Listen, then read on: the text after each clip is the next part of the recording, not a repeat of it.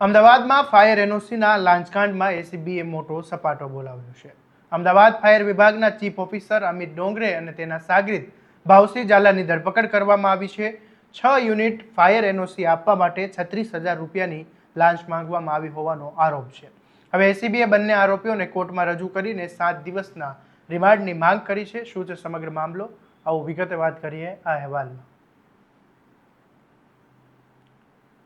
નમસ્કાર, હું છું આસિફ કાદરી અને સ્વમાન સાથે તમારું સ્વાગત છે.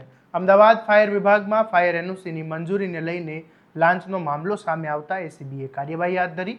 એસીબીએ ફાયર એનઓસી માટે લાંચ માંગવામાં આવતા હોવાની ફરિયાદ મળી હતી. ફરિયાદના આધારે એસીબીએ છટકું ગોઠવીને ટ્રેપ કર્યો હતો અને આ ટ્રેપ દરમિયાન અમદાવાદ ફાયર વિભાગના chief fire officer Amit Dongre અને ખાનગી વ્યક્તિ ભાવસિંહ ઝાલાને ઝડપી પાડવામાં આવ્યા હતા.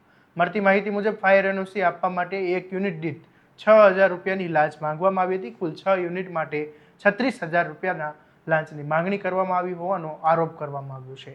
એસીબીએ કાર્યવાહી આગળ વધારી અને બંને આરોપીઓની ધરપકડ કરી છે અને હવે સમગ્ર મામલાની તપાસ લાંચની માંગણી કેવી રીતે કરવામાં આવી, કોના કહેવાથી કરવામાં આવી અને એનઓસીની મંજૂરી પ્રક્રિયામાં અન્ય કોઈ વ્યક્તિની સંડોવણી છે કે નહીં તે દિશામાં તપાસ કરવામાં આવી રહી છે.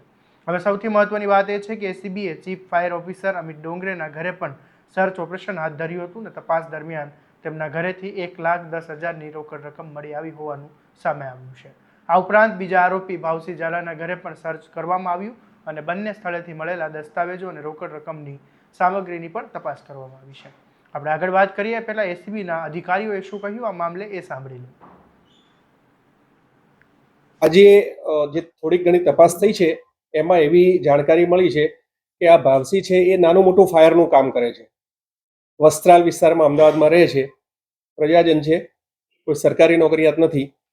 પણ જે ભ્રષ્ટ રીતિ અપનાવવામાં આવી છે આ ફાયર સર્વિસીસ દ્વારા, એમણે આવા જે ફાયરનું કામ કરી રહ્યા છે એવા લોકો પાસેથી જ ફાયર સર્વિસીસનો માલસામાન ખરીદવો, એમના મારફતે જ એમનું પ્રકરણ કન્સલ્ટન્સી સ્વરૂપે મૂકવામાં આવે, આવી પદ્ધતિઓ પાડી દીધેલી છે.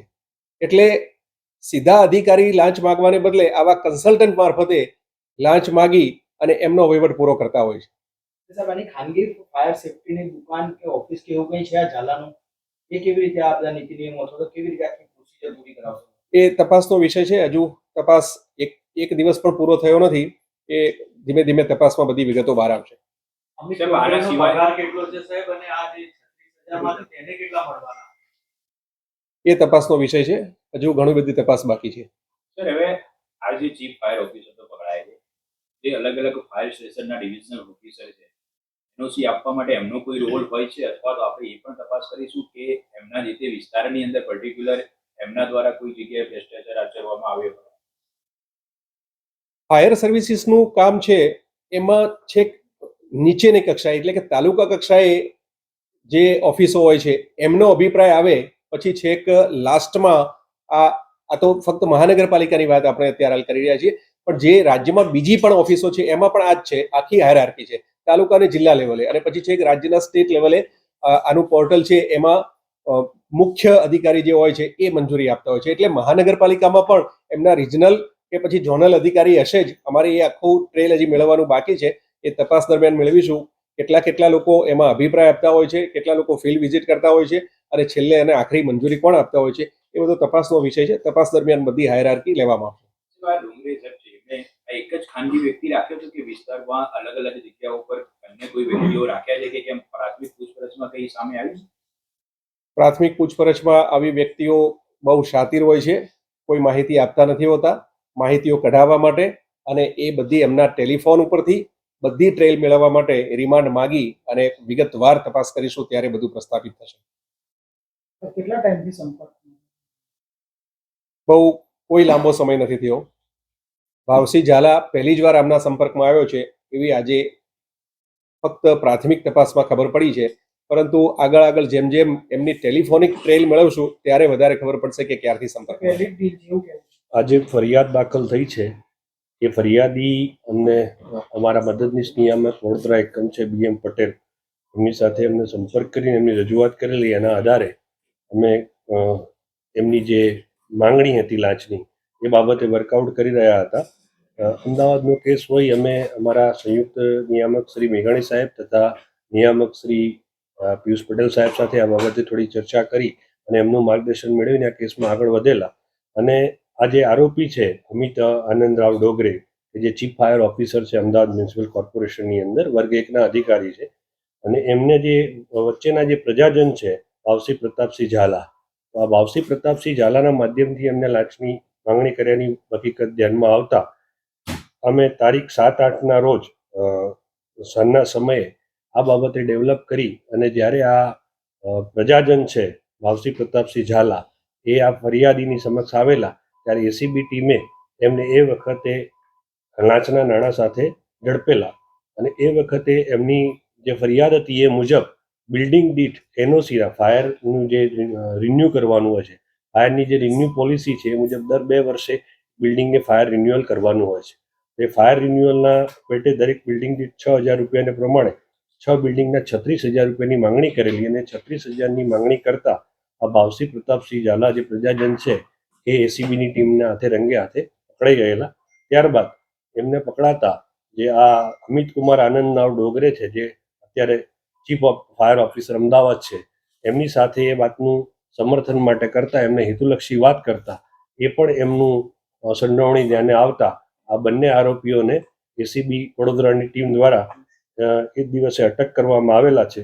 અને આજની તારીખમાં 1 દિવસે અટક કરી અને આગળની કાયદેસરની કાર્યવાહી શરૂ કરવામાં આવે છે. સાહેબ, તેના ઘરે સર્ચ કરવાથી કઈ મળી આવી હોય, બેંક બ્રોકર અથવા તો અન્ય કોઈ મિલકતની તપાસ થઈ હોય એવું કંઈ જાણવા? હા, એ બંને જગ્યાએ કે જે આ ડોંગરે છે એમના ત્યાં અને ઝાલાના ત્યાં અમારી ટીમો દ્વારા ત્યાં એમનું ત્યાં રેડ કરી અને ડોંગરેના ઘરેથી કુલ 1,10,000 રોકડ અમને મળેલ છે. અને જે આ પ્રજાજન છે ઝાલા એના ત્યાંથી કોઈ રોકડ મળેલ નથી, પણ એના ઘરની ને બધી સર્ચ યાદીના આધારે જે આગળની તપાસ છે એમાં બેંક લોકરની તપાસ છે એ આગળની તપાસ અમારા નાયબ નિયામક અમદાવાદ શહેરના માર્ગદર્શન હેઠળ, મેવાડા સાહેબના માર્ગદર્શન હેઠળ એમના પીઆઈ વાળા સાહેબ કરી રહ્યા છે. એ આગળમાં બેંક લોકરની એની કાર્યવાહી કરશે. હવે તપાસનો વ્યાપ આ માત્ર એક એનઓસી પૂરતો નહીં રહે. છેલ્લા 1.5 વર્ષ દરમિયાન અમદાવાદ ફાયર વિભાગ દ્વારા આપવામાં આવેલી ફાયર એનઓસીની પણ તપાસ કરવામાં આવશે.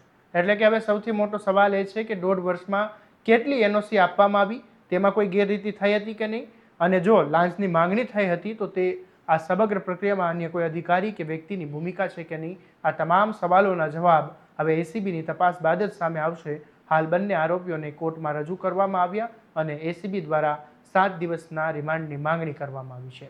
રિમાન્ડ દરમિયાન લાંચની સમગ્ર કડી, એનઓસીની મંજૂરી પ્રક્રિયા અને છેલ્લા 1.5 વર્ષના વ્યવહારો અંગે મહત્વની વિગતો બહાર આવે તેવી શક્યતાઓ છે. અમદાવાદ ફાયર વિભાગના ચીફ ઓફિસર સામે જ લાંચનો આરોપ લાગતા સમગ્ર ફાયર વિભાગમાં પણ ચકચાર મચી છે. હવે જોવાનું એ રહેશે કે એસીબીની તપાસ આગળ વધતા આ લાંચકાંડમાં માત્ર 2 આરોપીઓ સુધી જ મામલો સીમિત રહે છે કે પછી ફાયર એનઓસીની મંજૂરી સમગ્ર નેટવર્કમાં વધુ નામ પણ સામે આવે છે. આ મામલે તમારું શું કહેવું છે અમને કોમેન્ટમાં જરૂરથી જણાવજો. અને આવા દરેક અપડેટ માટે તમારા સ્વમાનને સ્વમાનથી સબસ્ક્રાઇબ કરવાનું ભૂલતા નહીં. નમસ્કાર.